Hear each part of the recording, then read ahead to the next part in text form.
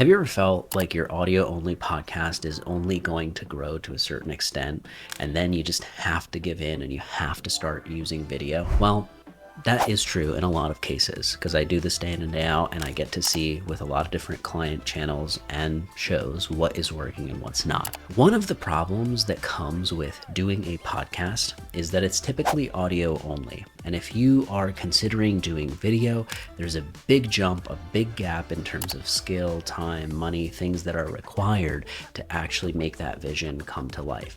And so it can be kind of depressing because the actual allure, at least for me, to the genre of podcasting itself originally started out as being this, intimate thing where talking audio only is different than when you're on camera and you're being observed. But there's a problem that you run into, right? Is you just can't get as much reach because the discoverability within podcast platforms at the moment is not as great as something like YouTube, right? So YouTube is doing a way better job of actually distributing video, distributing your podcast to a point where it makes sense. Hey, I should probably do this. But I'm going to share 3 strategies with you today on if you're not ready to make that jump, to make that switch from audio to video as well, then what are some strategies that you can use to still grow? And I've seen this work with clients that I work with over the years. Let's say that you're like, I still want to do my show audio only. I don't know if I'm ready to, go full on video episodes every single week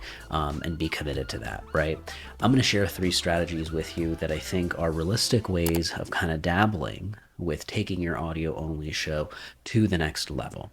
One of the first things that you can do, this is going to be the most effective in growing your podcast, it's going on other people's show as a guest. Now, I know this is uncomfortable because you're like, I want to be invited. I don't want to ask, which shows do I go on? And you can only think of the really famous ones that actually, you'd want to go on. But there's a ton of shows that are small and medium and that are kind of in its infancy and about to blow up. And if you can get to them before they actually blow up, you can help them, they help you. There's this lasting relationship that, you both will remember for a very long time to come when either of you has a little bit more audience power or attention. And it's known that the fastest way to grow in any platform is to use the in-platform methods, right?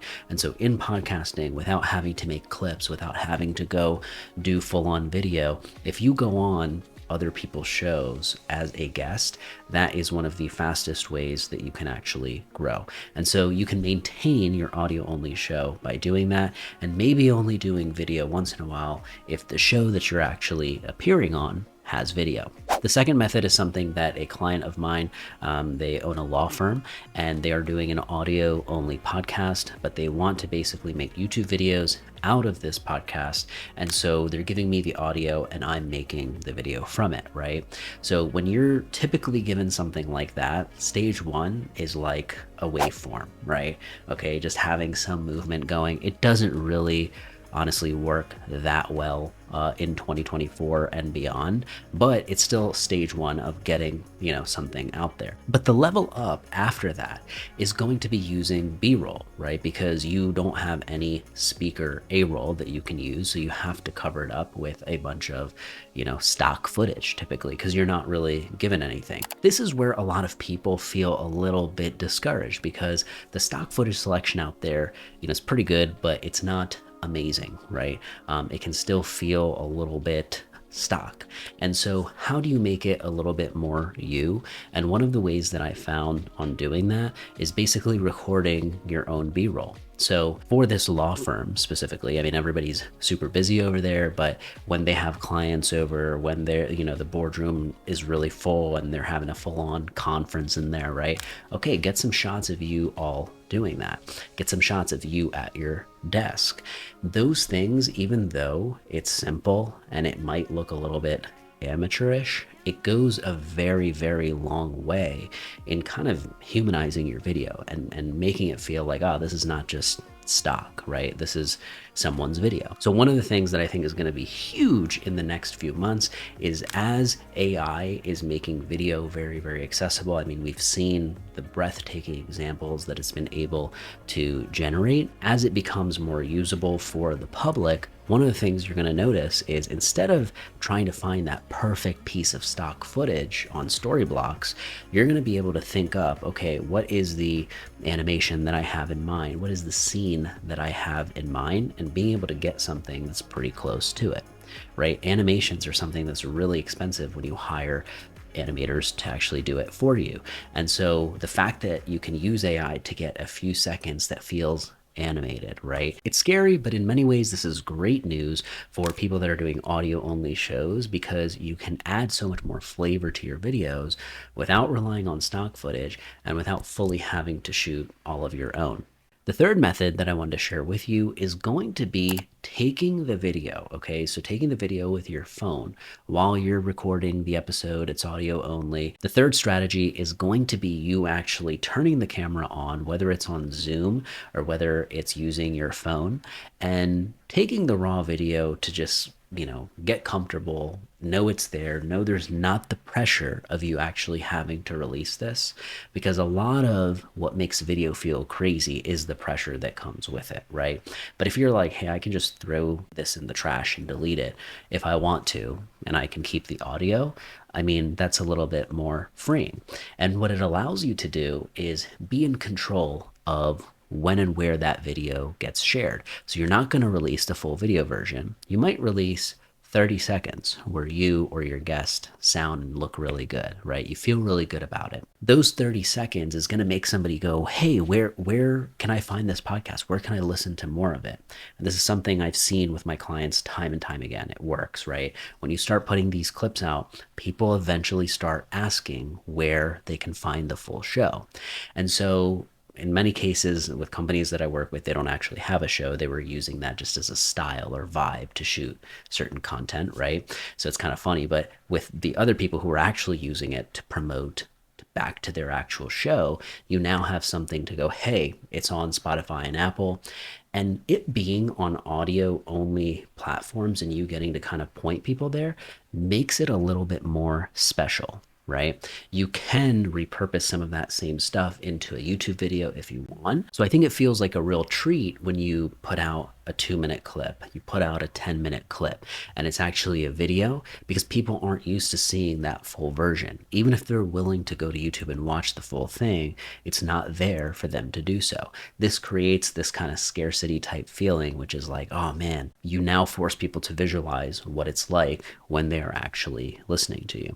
It's also a great way for you to test demand to see if the video version is something people like. It makes a difference. If you get a lot of great feedback on it, it might motivate you to be like, hey, maybe I will put out more video.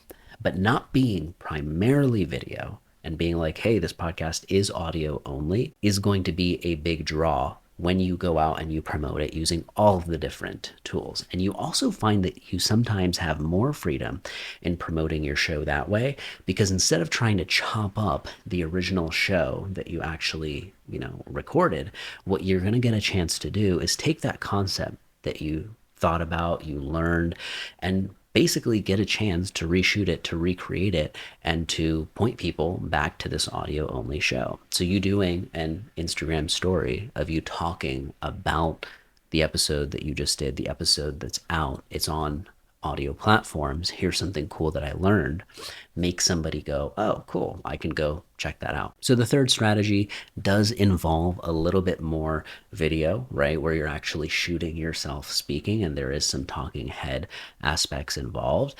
Part of what makes this strategy work is the freedom factor, right? It's that, hey, I can delete this and I don't have to use it.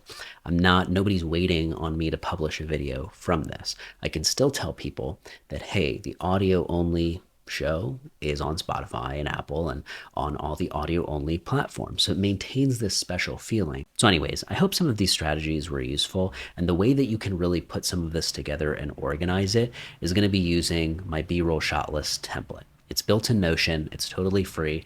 It's something that I actually have been using for quite a while, not just for myself and my clients, but I think in the past year or so, we've had quite a bit of downloads that have been from people who have watched this YouTube channel. So taking that B-roll shot list template is basically going to allow you to organize all of these shot ideas that you have, whether you need to film a selfie video of you typing away, or whether you need to, create an AI generated video, or you need to pick some stock footage, right?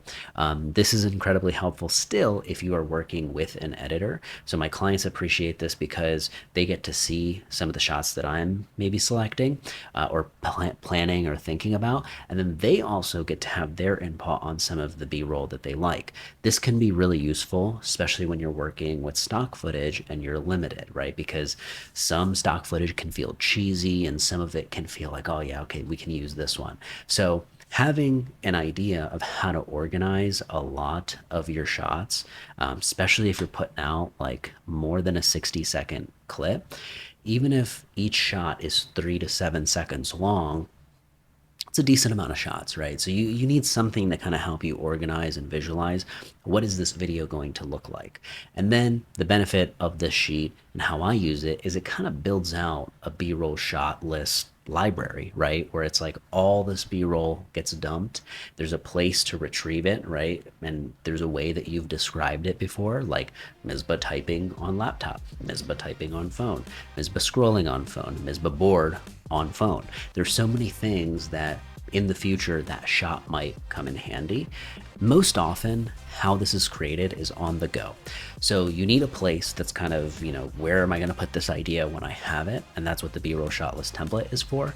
But really it's going to happen as you decide, okay, this is the 60-second audio clip, or this is the 3-minute clip that I want for YouTube. So as you're dissecting the video and you're finding all of the opportunities to actually use some of these shots and go find scenes that fit, you're going to find a lot that are repeatable and reusable. It may not be in your next video or the next few, but hey, 5 to 10 videos from now, that might come in handy. And now instead of actually going back and having to recreate it, you've got your library to kind of reference. So this opens up incredible opportunities if you're like, hey, I want to do a faceless YouTube video. Now instead of you having to film a shot that's like your whole face is in it and you're typing, you can have it with your face cut out and you still typing, right? And so instead of you having to build out and film all those shots from scratch or even find them in stock footage, it takes a very long time. You'll have a very searchable, indexable way to find the shot that you need for the scene that you are trying to get across. So make sure to download that B-roll shot list template. It's linked up in the description below and on mizhq.com. That's mizhq.com. So thanks for hanging out. I hope this was useful. If you have any questions or comments, drop them below or reach out to hi@mizhq.com. I would love to hear from you. Thanks so much, and I will see you next time.